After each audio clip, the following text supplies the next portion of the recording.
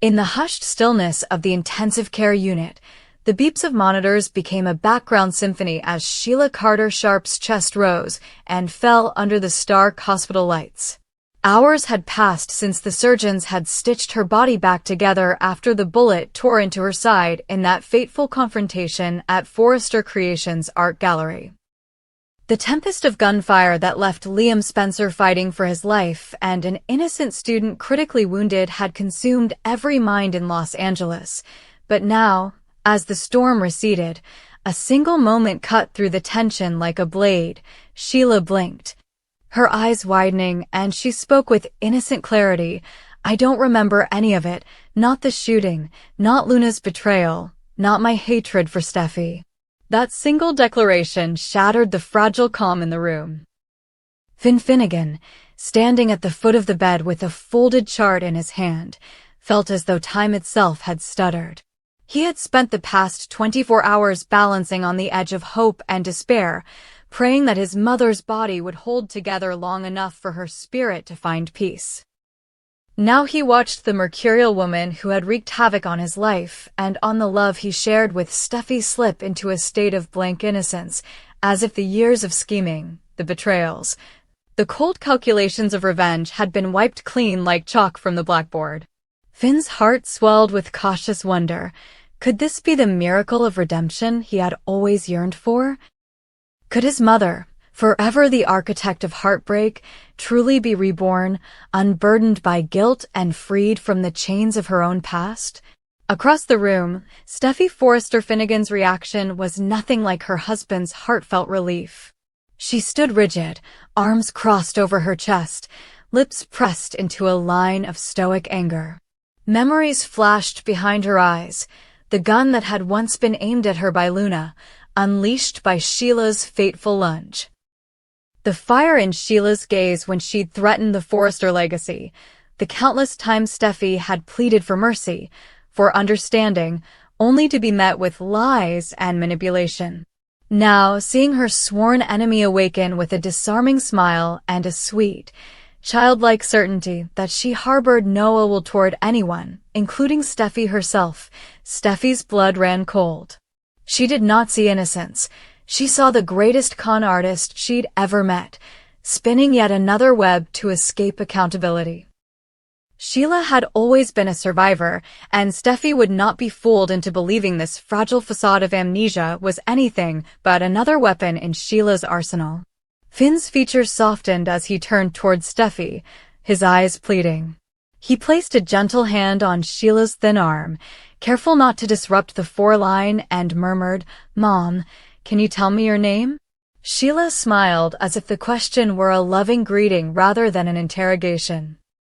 "I'm Sheila," she said, voice warm yet distant, as though hearing the name for the first time. "And you're Finn, my son?" Relief flooded Finn. Tears glimmered at the corners of his eyes. "Yes," he whispered. "I'm your son." Finn felt the room tilt with possibilities. A chance for genuine forgiveness. A chance for healing. A chance for the mother he'd always wanted. A chance that had never seemed remotely likely until now. Steffy, however, felt herself drifting on an undertow of rage. She crossed the distance between the bed and them in 3 swift strides, her gaze locked on Sheila's unguarded face. "If you don't remember me," Steffy said, voice low and deadly calm, "then why am I the one who has to prove I'm not your enemy? Why am I the one who has to live every day knowing you're plotting behind my back, ready to strike again?" Tears glistened unbidden in Steffy's eyes, but her stance was unwavering. She refused to give any ground. Finn reached out to Steffy, his hand shaking with the weight of conflicting loyalties, and said, "Steph, just let me see where this goes. She's changed. I know it." When Steffy shook her head, Finn realized their marriage had reached a crossroads. In the corridors beyond the private room, whispers spread like wildfire. News of Sheila's miraculous recovery and sudden amnesia had leaked to the press within minutes. Headlines blared that the notorious Sheila Carter Sharp, once the queen of malevolence and deception, had awoken from surgery with no memory of her crimes. Viewers at home would soon find themselves asking, was this genuine neurological trauma, the brain's protective mechanism erasing unbearable memories? Or was this yet another intricate performance, worthy of the grandest stage, meant to dupe the Forresters into granting her absolution? Meanwhile, Finn and Steffy's friends and family assembled outside in hushed clusters. Ridge Forrester paced under the fluorescent hallway lights, running a hand through his thick silver hair. Brooke Logan, ever the voice of empathy, stood beside him, urging caution. Finn sees good in her, Brooke whispered. Let him explore that. Ridge, hardened by decades of turmoil with Sheila, snorted. We've seen her play the martyr before. I'm not buying this for a second. Across the hall, Bill Spencer emerged from a tense phone call, jaw clenched as he recounted Sheila's words to a hospital administrator. Even he, steel-nerved Bill Spencer, felt the tremor of uncertainty. He knew that if Sheila truly had forgotten her vendettas, this could mark an end to the blood feud that had cost him a son's peace. But despite his longing for closure, his instincts screamed that deception lurked beneath the surface. Inside the room, Finn knelt by his mother's side, brushing a stray lock of silver hair from her forehead. Mom, he said softly, do you remember anything? Anything at all about the shooting?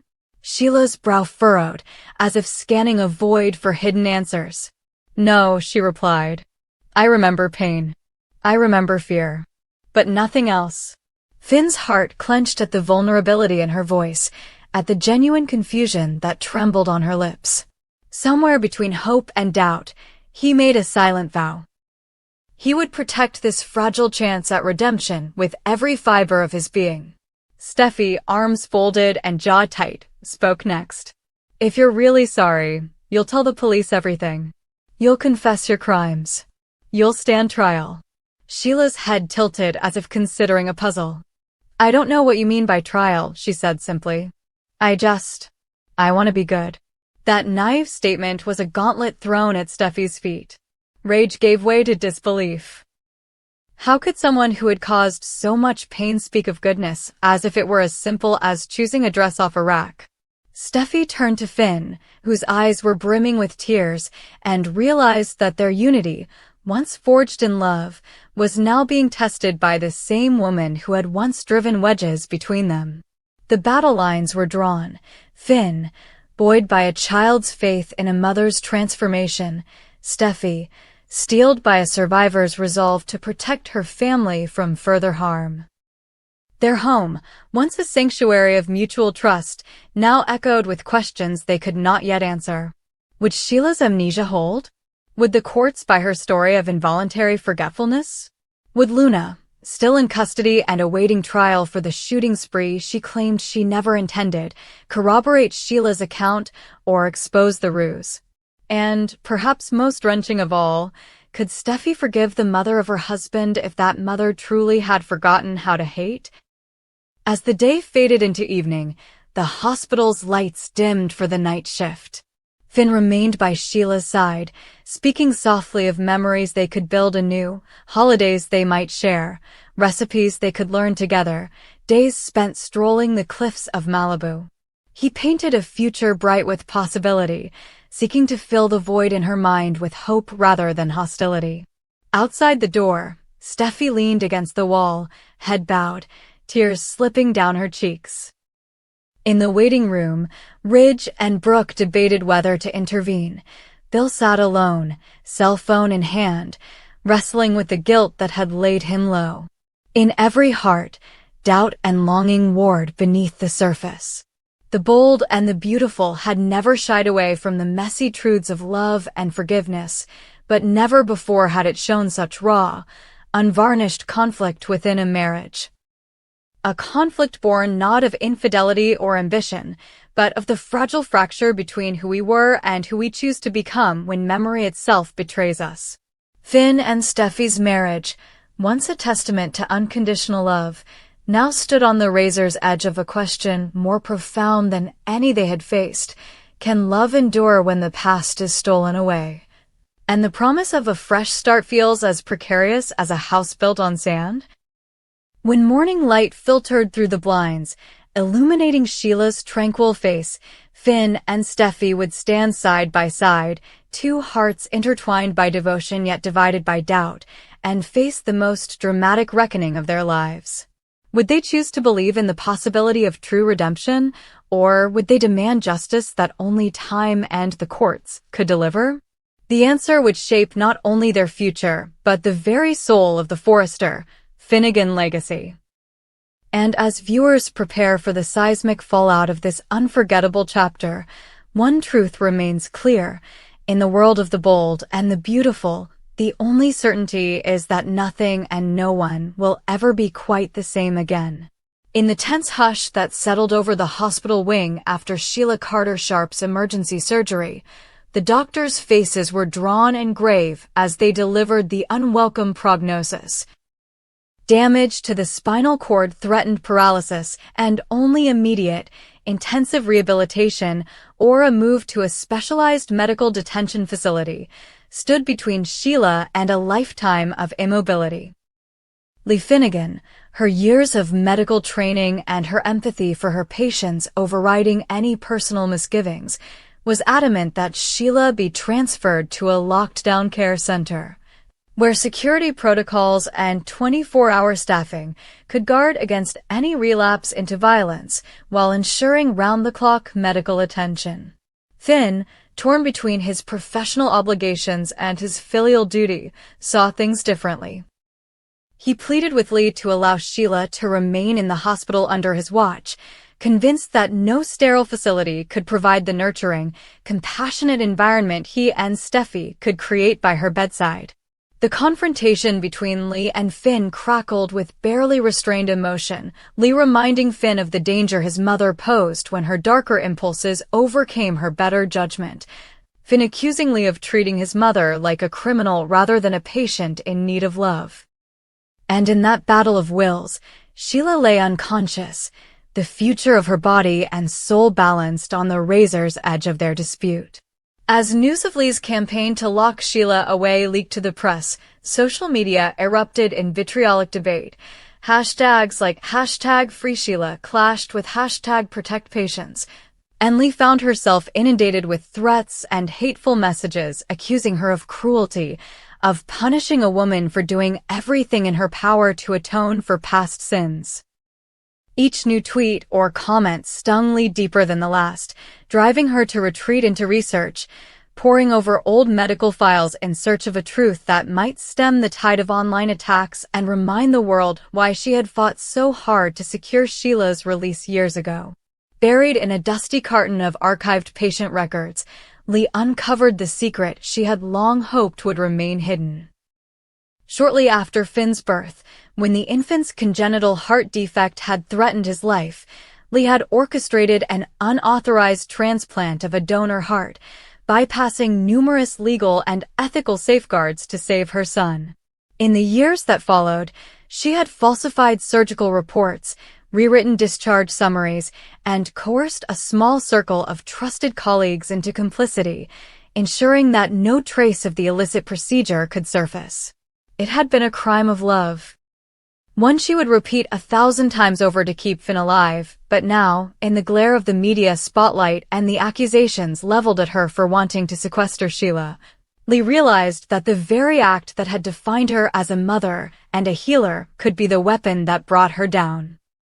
As she held the faded, yellowed documents in trembling hands, Lee felt the weight of every lie she had told, every signature she had forged, pressing down on her chest more fiercely than any bullet ever could. In the echoing corridors of the hospital, where Finn had once delivered speeches on the sanctity of truth and the doctor-patient bond, his staunchest ally now faced a reckoning of her own making. With the hospital drama spilling into the public sphere, Finn and Steffy watched in horror as Lee's secret threatened to overshadow Sheila's fragile recovery and their own fight to protect the family they had built. Finn, reeling from the betrayal of a mother he had idolized, confronted Lee in a deserted hallway, his voice a mix of sorrow and rage as he demanded to know why she had risked her career, her license, and everything she stood for to save him as a child. Lee's reply, a choked whisper that she could not bear the thought of losing her son, only deepened the gulf between them, for Finn could not forgive her for the deception, no matter how pure her intentions. Meanwhile, Steffy, ever the strategist of heart and fashion, maneuvered to safeguard Finn's reputation and the Forrester name, consulting with Ridge and Brooke on how best to spin the story, even as she grappled with the fear that the scandal would irreparably stain their legacy. As the weekend approached, a federal inquiry was announced into Lee's conduct, with subpoenas threatening to haul her before a medical board that could strip her of her license and possibly expose her to criminal charges.